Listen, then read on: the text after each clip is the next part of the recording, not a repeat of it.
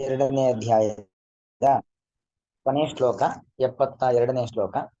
ಏಷಾ ಬ್ರಾಹ್ಮೀ ಸ್ಥಿತಿ ಪಾರ್ಥ ನೈನಾಂ ಪ್ರಾಪ್ಯ ವಿಮುಖ್ಯತಿ ಸ್ಥಿತ್ವಾ ಸ್ಯಾಮಂತಕಾಲೇಪಿ ಬ್ರಹ್ಮ ನಿರ್ವಾಣಂ ಮೃಚ್ಛತಿ. ಬ್ರಹ್ಮ ನಿರ್ವಾಣಂ ಅಥವಾ ಬ್ರಹ್ಮ ನಿರ್ವಾಣಂ, ಒಂದ ವಾ ಇರುತ್ತೆ ಅಥವಾ ಬಾ ಇರುತ್ತೆ, ಎರಡು ಸರಿಯಾದದ್ದು. ಬ್ರಹ್ಮ ನಿರ್ವಾಣ ಮೃಚ್ಛತಿ ಅಥವಾ ಬ್ರಹ್ಮ ನಿರ್ವಾಣಂ ಮೃಚ್ಛತಿ. ಏಷ ಬ್ರಾಹ್ಮಿ ಸ್ಥಿತಿ ಪಾರ್ಥ ನ ಏನಾಂ ಪ್ರಾಪ್ಯ ವಿಮುಖ್ಯತಿ ಸ್ಥಿತ್ವಾ ಸ್ಯಾಂ ಅಂತಕಾಲೇ ಅಪಿ ಬ್ರಹ್ಮ ನಿರ್ವಾಣಂ ಪೃಚ್ಛತಿ. ಬ್ರಹ್ಮ ನಿರ್ವಾಣಂ ಪೃಚ್ಛತಿ ಅಂದ್ರೆ ಇಷ್ಟೊತ್ತು ಕೃಷ್ಣ ಪರಮಾತ್ಮ ನಿರೂಪಣೆ ಮಾಡಿರತಕ್ಕಂಥದ್ದು ಬ್ರಾಹ್ಮೀ ಸ್ಥಿತಿ. ಬ್ರಾಹ್ಮೀ ಸ್ಥಿತಿ ಅಂದ್ರೆ ಆ ಬ್ರಹ್ಮ ಅಂದ್ರೆ ಗುಣಪರಿಪೂರ್ಣನಾಗಿರತಕ್ಕಂಥ ಭಗವಂತ. ಬ್ರಹ್ಮ ಶಬ್ದಕ್ಕರ್ಥ ಏನು? ಗುಣಪರಿಪೂರ್ಣನಾದ ಭಗವಂತನನ್ನ ಬ್ರಹ್ಮ ಅಂತ ಕರೆಯೋದು. ಬ್ರಾಹ್ಮೀ ಸ್ಥಿತಿ ಅಂದ್ರೆ ಬ್ರಹ್ಮನನ್ನ ಪಡೆದಂತ ಒಂದು ಸ್ಥಿತಿ.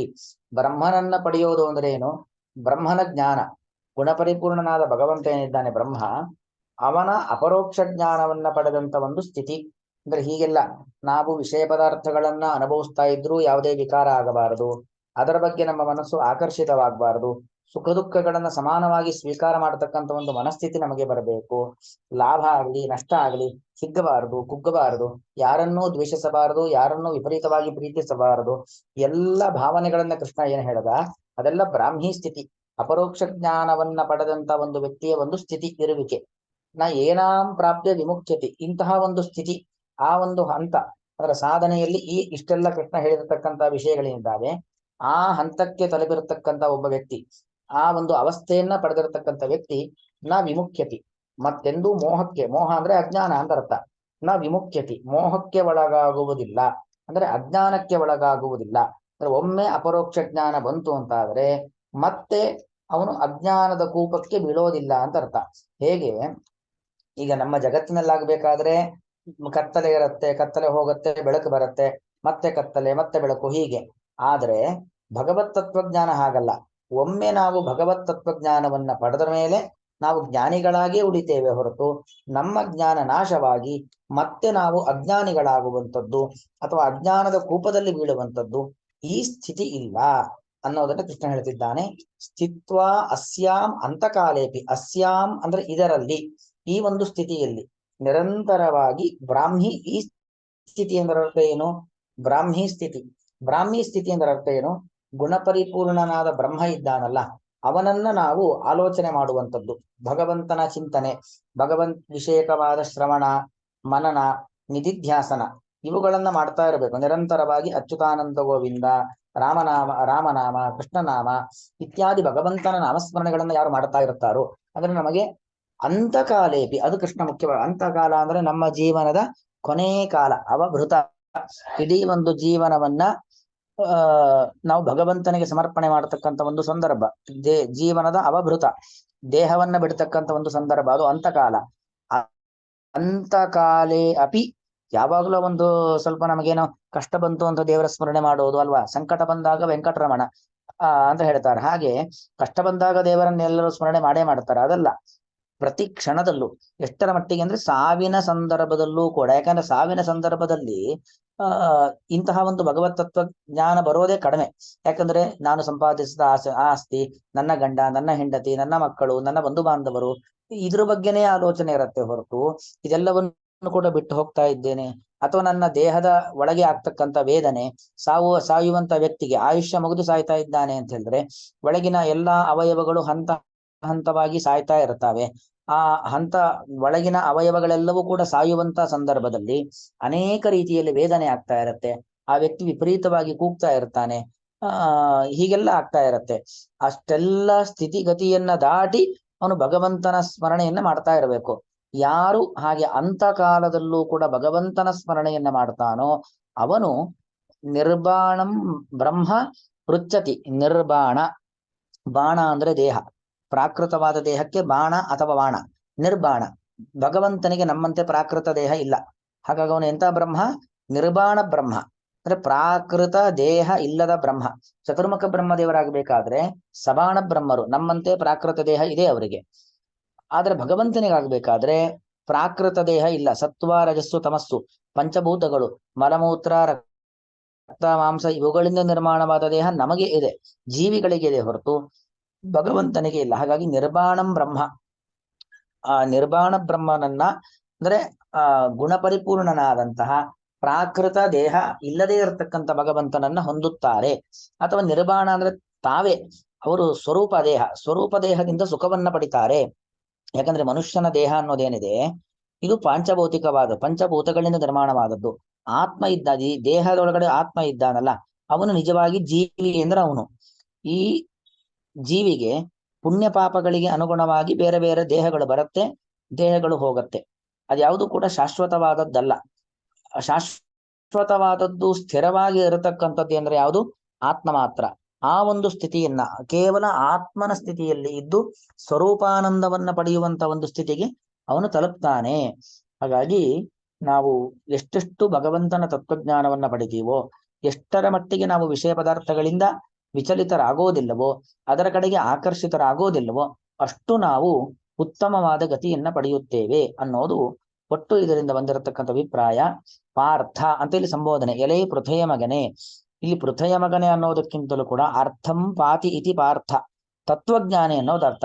ಅಂದ್ರೆ ಹೀಗೆ ಈ ಒಂದು ಅವಸ್ಥೆಯನ್ನ ಯಾರು ಪಡಲಿಕ್ಕೆ ಸಾಧ್ಯ ಅಂದ್ರೆ, ಯಾರು ತತ್ವಜ್ಞಾನಿಯೋ, ಯಾರು ಭಗವಂತನ ತತ್ವಜ್ಞಾನವನ್ನ ಪಡೆದಿದ್ದಾನೋ ಅವನು ಮಾತ್ರ ಇಷ್ಟು ಎತ್ತರಕ್ಕೆ ಇರಲಿಕ್ಕೆ ಸಾಧ್ಯ ಅನ್ನೋ ಅಭಿಪ್ರಾಯವನ್ನ ಸೂಚನೆ ಕೊಡ್ಲಿಕ್ಕೋಸ್ಕರವಾಗಿ ಪಾರ್ಥ ಎಂಬುದಾಗಿ ಸಂಬೋಧನೆಯನ್ನ ಮಾಡಿ ಕೃಷ್ಣ ಈ ಒಂದು ಅಧ್ಯಾಯವನ್ನು ಉಪಸಂಹಾರ ಮಾಡ್ತಾ ಇದ್ದಾನೆ. ಪಾರ್ಥ ಎಲೆ ತತ್ವಜ್ಞಾನಿಯೇ, ಏಷಾ ಸ್ಥಿತಿ, ಏಷಾ ಬ್ರಾಹ್ಮೀ ಸ್ಥಿತಿ. ಏಷ ಅಂದ್ರೆ ಇದು ಇಷ್ಟೊತ್ತು ನಿರೂಪಣೆಯನ್ನ ಮಾಡಿರುವಂತಹ ವಿಚಾರವು ಅದು ಬ್ರಾಹ್ಮೀ ಸ್ಥಿತಿ, ಬ್ರಹ್ಮನಲ್ಲೇ ಇರುವಿಕೆಯ ಒಂದು ಸ್ವರೂಪವು. ಬ್ರಹ್ಮನಲ್ಲೇ ಇರುವಿಕೆ ಅಂದ್ರೆ ಏನು? ಭಗವಂತನನ್ನ ಅನುಸಂಧಾನ ಮಾಡೋದು, ಭಗವಂತನನ್ನ ನಿರಂತರವಾಗಿ ಸ್ಮರಣೆ ಮಾಡೋದು, ಈ ರೀತಿಯಾಗಿರುವಂತ ಒಂದು ಸ್ಥಿತಿ ಇರುವಿಕೆಯು. ಏನಾಂ ಈ ರೀತಿಯಾಗಿರುವಂತಹ ಒಂದು ಸ್ಥಿತಿಯನ್ನು ಪ್ರಾಪ್ಯ ಹೊಂದಿ, ಅಂದ್ರೆ ನಿರಂತರವಾಗಿ ಭಗವತ್ ತತ್ವಜ್ಞಾನವನ್ನ ಪಡೆಯುವಂತಹ, ಭಗವಂತನ ಜ್ಞಾನವನ್ನ ಪಡಿತಕ್ಕಂತಹ ಒಂದು ಸ್ಥಿತಿಯನ್ನ ಹೊಂದಿ, ನ ವಿಮುಖ್ಯತಿ ಮತ್ತೆಂದೂ ಮೋಹಕ್ಕೆ ಒಳಗಾಗುವುದಿಲ್ಲ. ಅಸ್ಯಾಂ ಈ ರೀತಿಯಾದ ಅಂದ್ರೆ ಅಪರೋಕ್ಷ ಜ್ಞಾನವನ್ನ ಪಡೆದ ಸ್ಥಿತಿ, ವಿಷಯ ಪದಾರ್ಥಗಳಿಂದ ವಿಕಾರವನ್ನು ಹೊಂದದ ಸ್ಥಿತಿಯಲ್ಲಿ, ಅಸ್ಯಾಂ ಸ್ಥಿತ್ವ ಇಂತಹ ಒಂದು ಸ್ಥಿತಿಯಲ್ಲಿ ಇದ್ದವನಾದಂತಹ ಸಾಧಕನು ಅಂತಕಾಲೇಪಿ ಕೊನೆ ಕಾಲದಲ್ಲೂ ಕೂಡ ಇಂತಹ ಸ್ಥಿತಿಯಲ್ಲಿ ಇರುವಂತಹ ಸಾಧಕನು ನಿರ್ವಾಣಂ ಬ್ರಹ್ಮ ಪ್ರಾಕೃತ ಶರೀರವಿಲ್ಲದಂತ ಭಗವಂತನನ್ನು ಮತ್ತು ನಿರ್ವಾಣಂ ತನ್ನ ಅಪ್ರಾಕೃತ ಸ್ವರೂಪವನ್ನು, ನನ್ನ ನಿಜವಾದ ಸ್ವರೂಪ ಯಾವುದು? ಒಬ್ಬ ಜೀವಿಯ ನಿಜವಾದ ಸ್ವರೂಪ ಅಂದ್ರೆ ಅಪ್ರಾಕೃತ ಸ್ವರೂಪ, ಜ್ಞಾನಾನಂದಮಯವಾಗಿರತಕ್ಕಂಥ ಸ್ವರೂಪ. ಅಂತಹ ಸ್ವರೂಪವನ್ನು ಬ್ರಹ್ಮ ಗುಣಪರಿಪೂರ್ಣನಾಗಿರತಕ್ಕಂಥ ಭಗವಂತನನ್ನು ರುಚ್ಯತಿ ಹೊಂದುತ್ತಾನೆ. ಅಲ್ಲಿಗೆ ಭಗವತ್ ತತ್ವವನ್ನ ಪಡಿಬೇಕು, ಭಗವಂತನ ಕಡೆಗೆ ನಾವು ಹೋಗಿ ಸೇರಬೇಕು ಅಂತಾದ್ರೆ ವಿಷಯ ಪದಾರ್ಥಗಳಿಂದ ವಿಕಾರ ಆಗಬಾರದು, ಭಗವತ್ ತತ್ವಜ್ಞಾನದಲ್ಲಿ ನಮ್ಮ ನಿರಂತರವಾದ ಒಂದು ಆಲೋಚನೆ ಇರಬೇಕು ಅನ್ನೋದನ್ನ ಕೃಷ್ಣ ಹೇಳ್ತಾ ಇದ್ದಾನೆ.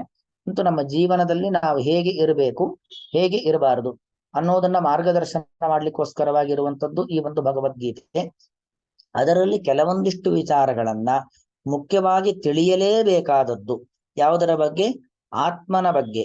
ಏನ ವಿಜ್ಞಾತೇನ ಸರ್ವಂ ವಿಜ್ಞಾತಂ ಭವತಿ ಅನ್ನತ್ ಉಪನಿಷತ್ತು.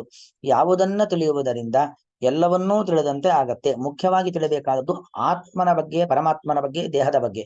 ದೇಹ ನಶ್ವರವಾದದ್ದು, ಆತ್ಮ ಜೀವಾತ್ಮ ಎಂಬುವನು ಪರಮಾತ್ಮನ ಪ್ರತಿಬಿಂಬ. ಪರಮಾತ್ಮ ಸ್ವತಂತ್ರ, ಜೀವಾತ್ಮ ಅವನ ಅಧೀನದಲ್ಲಿ ಇದ್ದಾನೆ.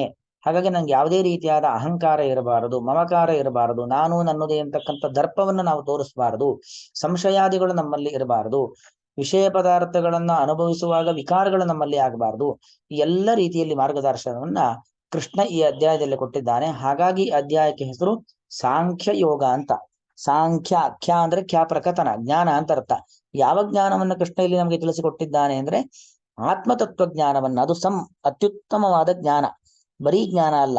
ಬೇರೆ ಎಲ್ಲವೂ ಸಾಮಾನ್ಯ ಜ್ಞಾನವಾದ್ರೆ ಆತ್ಮತತ್ವಜ್ಞಾನ ಒಂದು ಪರಮಾತ್ಮನ ತತ್ವಜ್ಞಾನ, ಇನ್ನೊಂದು ಜೀವಾತ್ಮನ ಜ್ಞಾನವನ್ನು ನಾವು ಪಡೆಯೋದೇನಿದೆ ಅದು ಅತಿ ಮುಖ್ಯವಾಗಿರತಕ್ಕಂಥದ್ದು. ಅಂತಹ ಜ್ಞಾನವನ್ನ ಭಗವಂತ ನಮಗಿಲ್ಲಿ ನೀಡಿದ್ದಾನೆ.